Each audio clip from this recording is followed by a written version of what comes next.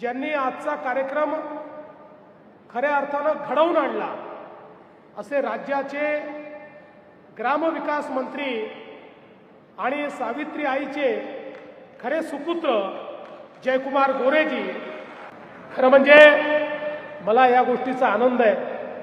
मागच्या वर्षी याच दिवशी मी या ठिकाणी आलो होतो आणि त्यावेळी सांगितलं होतं की 10 एकर जमीन ही आम्ही त्या ठिकाणी अधिग्रहित करू, त्याच्यावर मोठं स्मारक आम्ही तयार करू। मी घोषणा केली आणि घोषणा केल्यानंतर गमतीने आमच्या जयकुमार भाऊंना सांगितलं, म्हटलं जयकुमार भाऊ, घोषणा करणं मुख्यमंत्र्याचं काम असतं, पण घोषणा अंमलात आणणं हे मंत्र्याचं काम असतं। त्यामुळे आता जबाबदारी तुमच्याकडे दिली, आता हे स्मारक झालं पाहिजे, ही तुमची जबाबदारी आहे। मला अतिशय आनंद आहे की जयकुमार भाऊंनी रेकॉर्ड स्पीडमध्ये याचं सगळं काम या ठिकाणी पूर्ण केलं। आम्ही त्यांच्या पाठीशी होतो।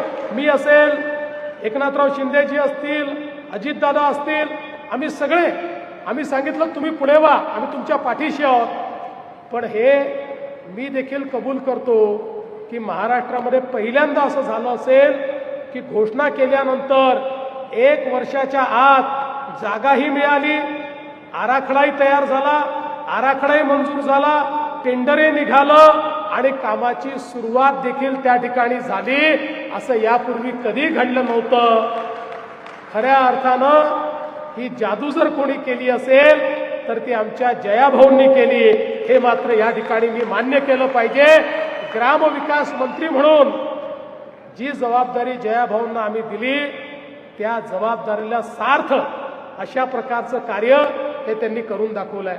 आणि आता केवळ